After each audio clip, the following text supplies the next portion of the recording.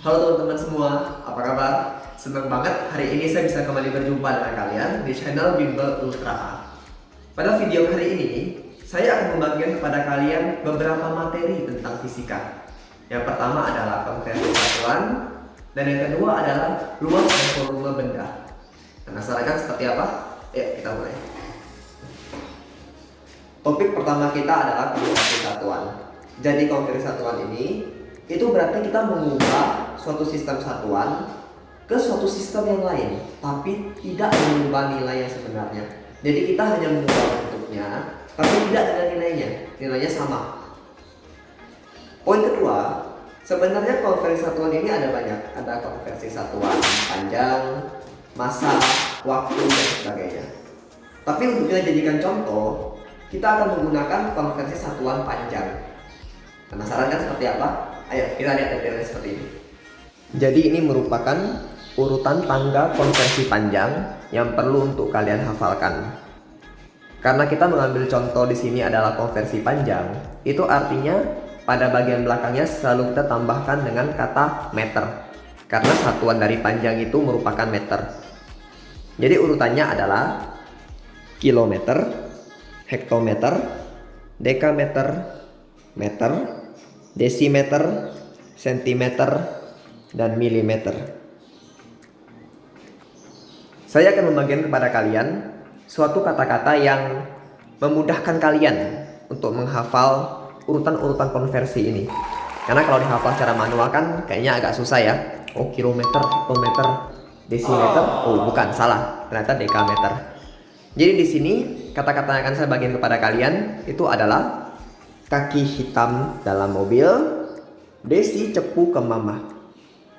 Gampang kan? Simpel ya, boleh ingat ya. Jadi kaki hitam dalam mobil, Desi cepu ke mama.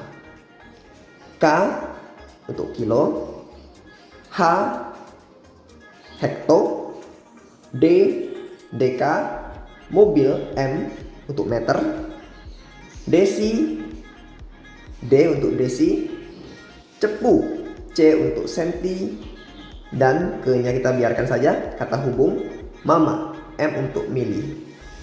Sekali lagi, kaki hitam dalam mobil, Desi cepu ke mama. Gampang ya. Nah sekarang kita bahas tentang aturan mengenai konversi panjang ini. Aturannya sangat sederhana, dimana setiap kali kita turun tangga, contohnya dari kilo ke hekto, kita wajib mengkalikannya dengan 10. Kalau turun 2 kali, kilo ke deka misalnya, maka dikali 100, nolnya nambah 1. Kalau naik gimana? Kalau naik, kita misalnya dari mili, kita mau naik ke senti. Aturannya sama, mirip, cuma ini pakai bagi. Jadi naik sekali dibagi 10. Kalau naik 2 kali, dibagi 100, dan seterusnya. Oke, paham ya? Sekarang kita lihat contoh soalnya. 1 kilometer, berapa meter? Langkahnya adalah kita lihat dari kilo ke meter, turun berapa kali? Sekali, 2 kali, 3 kali. Berarti nolnya 3. Berarti dikali 1000. Maka jawabannya 1 kilo adalah 1 dikali 1000. Atau ya 1000 meter. Sekarang kita lihat contoh soal kedua. 2 hektometer berapa meter? Ini mirip. Hekto ke meter itu turun 2 kali. Sekali, 2 kali. Kalau turun 2 kali, artinya nolnya 2 dikali 100. 2 dikali 100 yaitu 200. Kita lihat contoh soal ketiga.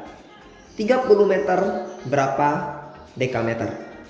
Dari meter ke deka itu kita naik sekali. Kalau naik sekali artinya dibagi 10. 30 dibagi 10 adalah 3. Setelah kita cukup mengerti tentang konversi satuan, sekarang saatnya kita membahas topik berikutnya ya teman-teman ya. Oke, jadi topik berikutnya itu yaitu kita akan sedikit flashback ke masa SD kita. Kita akan mengingat kembali pelajaran tentang luas dan volume benda. Ya, kita sama-sama yuk beberapa rumus dari luas dan volume benda.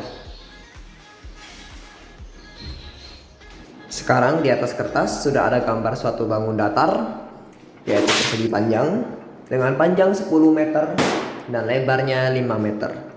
Nah, sebelum kita menghitung luas dari bangun ini, saya mau tanya dulu nih ke kalian.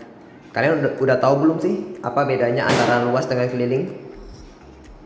Yang mana sih luas, yang mana sih keliling? Ya, betul. Luas itu kita membicarakan bagian dalamnya. Bagian yang saya arsir nih, luas.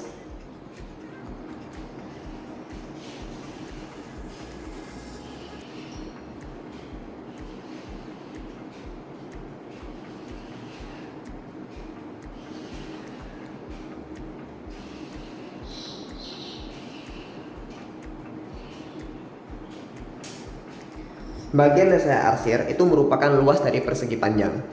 Sedangkan apabila kita membicarakan soal keliling, maka kita hanya memperhitungkan bagian pinggirnya saja. Ini, tambah ini, tambah ini, tambah ini. Kenapa begitu? Sekarang coba kalian bayangkan ya. Kalian disuruh lari keliling lapangan yang berbentuk persegi panjang. Apa yang kalian lakukan? Ya, betul. Kalian akan keliling, katakan kalian mulai dari sini, ke sini, lalu ke sini, lalu lari ke sini, dan kembali ke sini ya. Itulah kenapa kalau kita membicarakan keliling, kita hanya menjumlahkan sisi-sisi pinggirannya saja. Sekarang kita akan menghitung luas dan keliling dari bangun persegi panjang ini. Kalau kita bicara luas, maka rumusnya adalah panjang kali lebar. 10 kali 5, 50, simple. Keliling, kita tinggal menjumlahkan sisi-sisi pinggirnya saja. 10 tambah 5, ini 10 ya, ini 5 juga. Berarti 10 tambah 5 tambah 10 tambah 5. Jawabannya adalah 30 meter. Oke.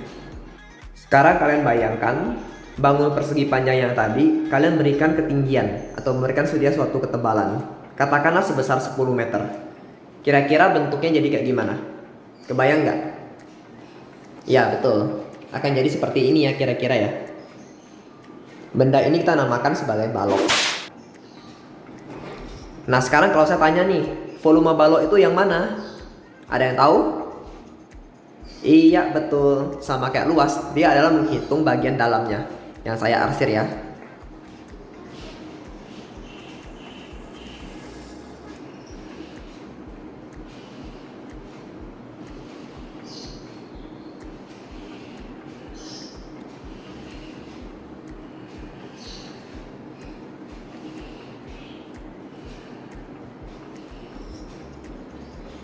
Bagian yang saya arsir tersebut merupakan bagian dari volume pada balok.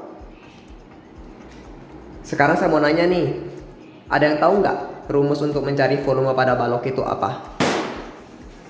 Iya, betul. Saya mau jelasin ke kalian bahwa untuk semua bangun ruang yang memiliki sifat prisma, itu rumus volumenya adalah sama, yaitu luas alas dikali tinggi.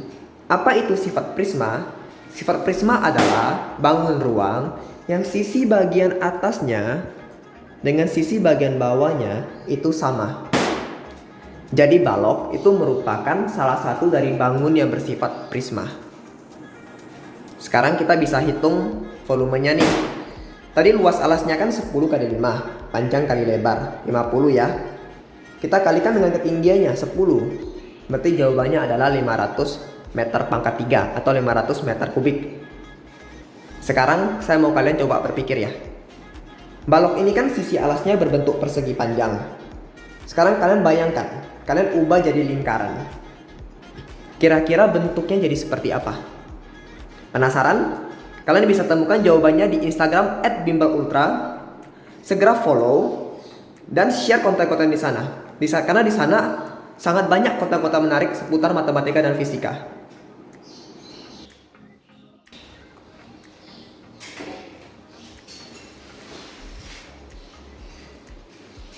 Tadi kan kita udah sama-sama lihat tuh rumus volume dan luas dari bangun-bangun. Nah, kalau kita perhatikan, ternyata dari tadi volume yang saya jelaskan kepada kalian itu merupakan volume suatu benda yang bentuknya teratur, yang sudah pernah kalian pelajari dan sudah ada bentuknya di buku-buku kalian. Sekarang pertanyaannya, bagaimana andai kata bentuk dari bendanya tidak teratur? Misalnya saya tanya nih, volume dari sirkuit putih ini, ya saya namakan sirkuit putih ya, ini berapa? Gimana caranya?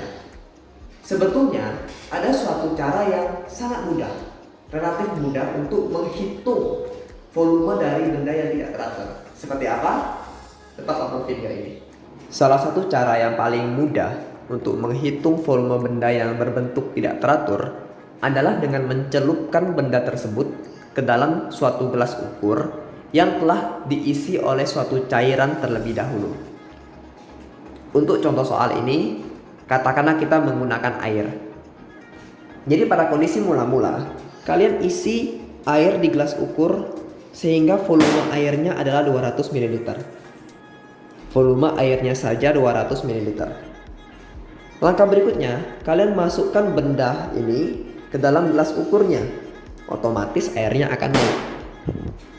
Dan kalian catat angkanya 400, katakanlah begitu. Jadi poin pentingnya, perhatikan, di sini adalah volume airnya saja 200, volume air plus benda 400. Jika airnya 200, lalu air plus benda 400, berapa volume bendanya aja? Coba pikir. Iya, betul sekali.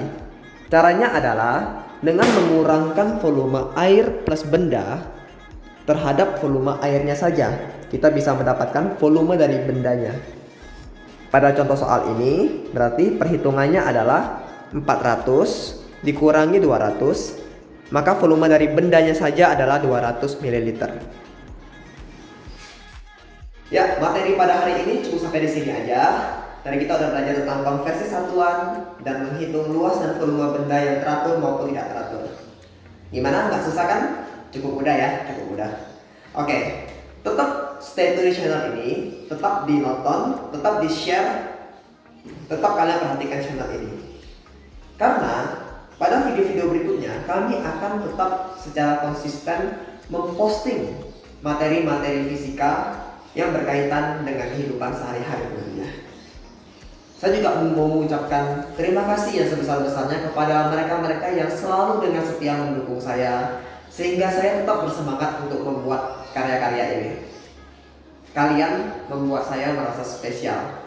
You make me feel so special. Udah kayak lagunya salah satu band Korea ya. Gak perlu sebutkan namanya, saya yakin kalian juga udah tahu. Oke, sampai jumpa. Dadah.